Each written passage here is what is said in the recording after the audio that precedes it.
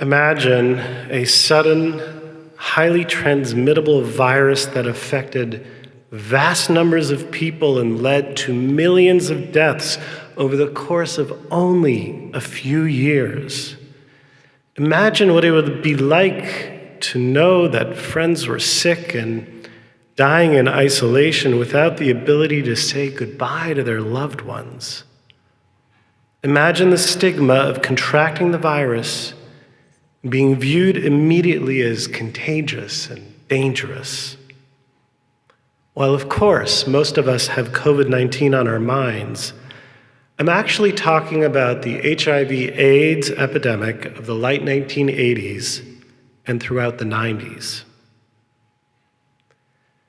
Jonathan Larson was a struggling artist who spent many of his days watching other brilliant actors, writers, singers, and dancers, his friends, die alone, ashamed, and petrified.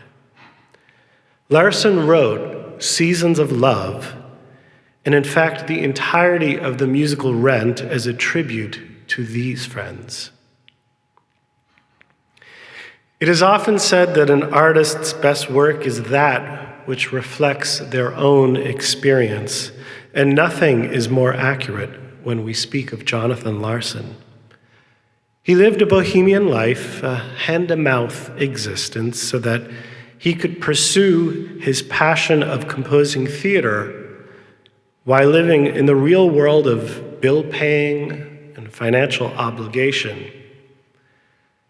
Tragically, Larson never lived to see Rent become wildly successful and find its place in the canon of American musical theater. He suffered an aortic aneurysm on the day of Rent's first off-Broadway preview performance. But let us rewind a few years to a time when Jonathan was still unknown and struggling to produce musical theater that would actually make it to a stage. You see, he sent a letter to Stephen Sondheim asking him to review a workshop of Superbia, an avant-garde piece he'd been writing and rewriting for years. Sondheim, known to respond to most, if not all, correspondence, dutifully reached out to Larson, with whom he was quite impressed, and he became a mentor to him.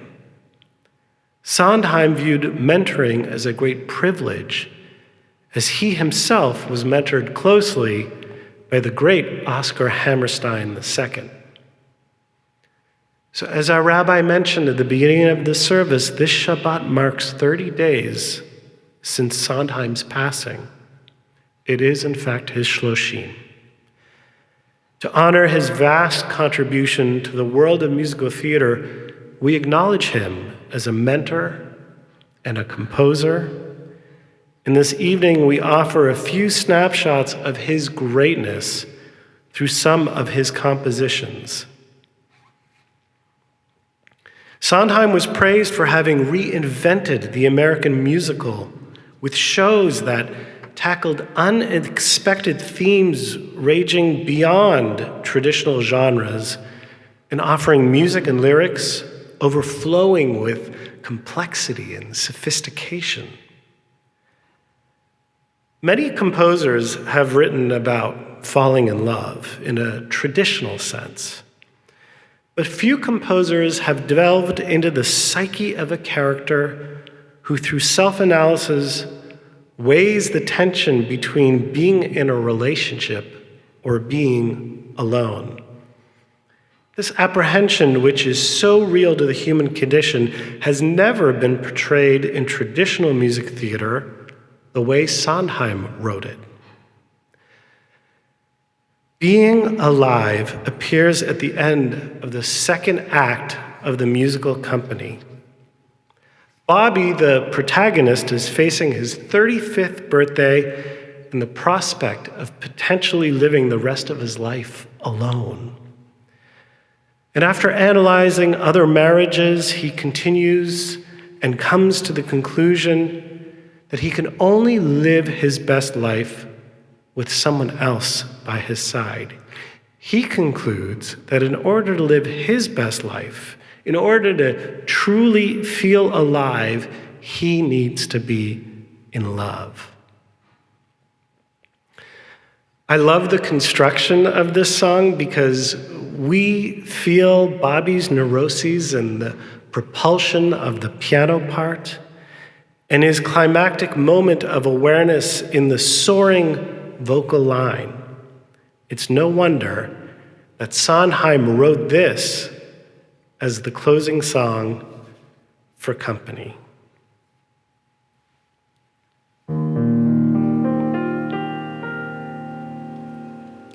Somebody hold me too close. Somebody hurt me too deep. Somebody sit in my chair and ruin my sleep and make me aware of being alive. Being alive. Somebody need me too much.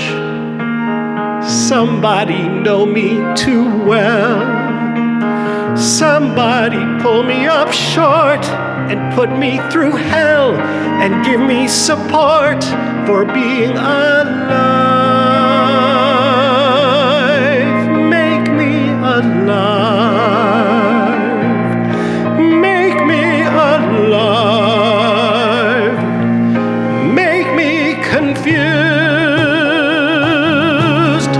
Mock me with praise. Let me be used. Vary my days, but alone is alone, not alive.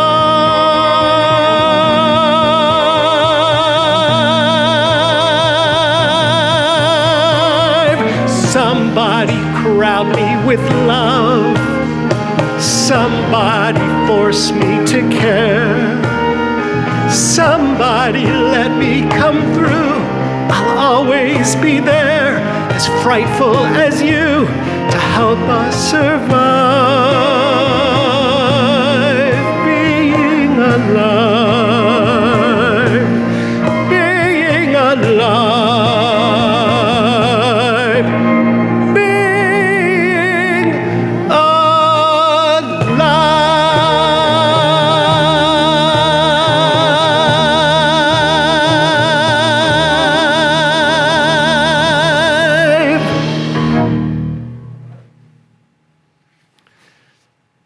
In an article published recently in the New York Times, Sondheim was referred to as an intellectually rigorous artist who perpetually sought new creative paths.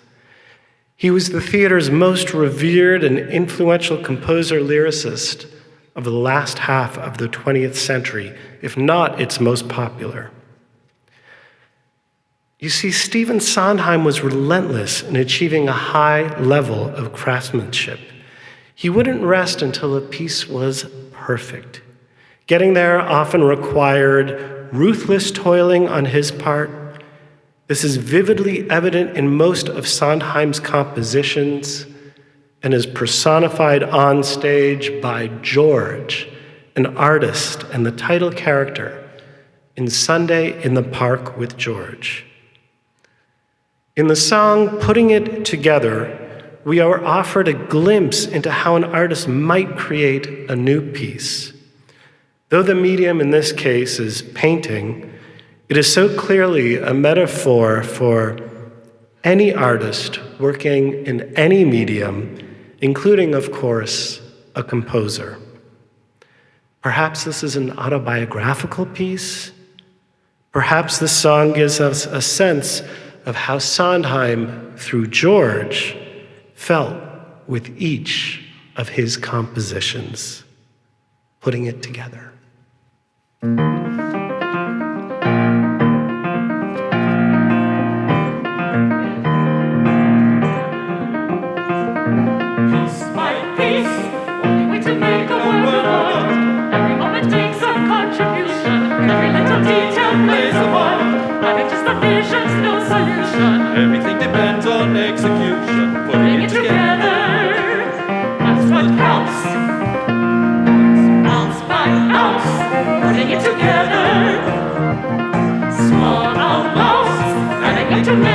work the march.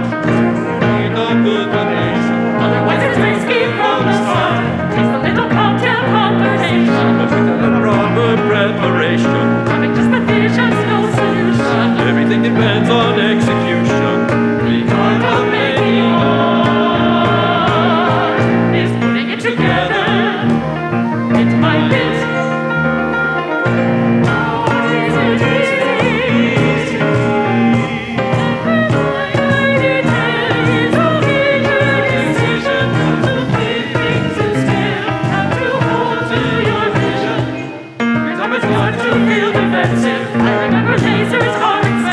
But a little cocktail conversation, It's going to get you your foundation, giving you a proven information, and an exhibition in addition.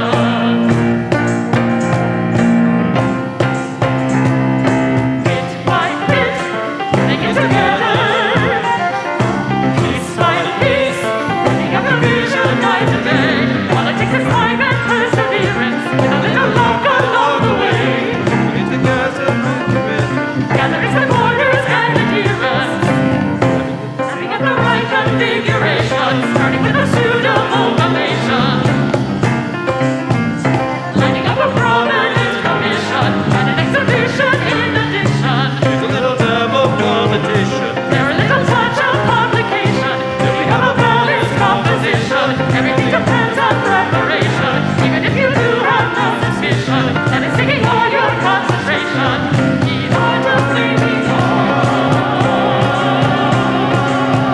is putting it together, bit by bit, link by link, drink by drink, By drink, link by link, I think. And that is the state of being.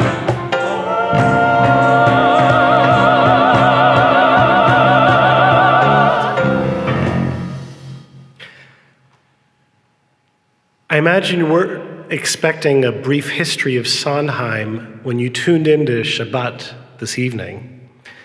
So how does this all connect to Torah? Well, there actually is a theme in this week's portion, which seems quite apt in the memorializing of Sondheim, and that theme is humility. This Shabbat, in this first chapter of Exodus, we are privy to the Moses narrative when he is called by God to return to Egypt and to lead the people of Israel to freedom. Moses' first response is a question.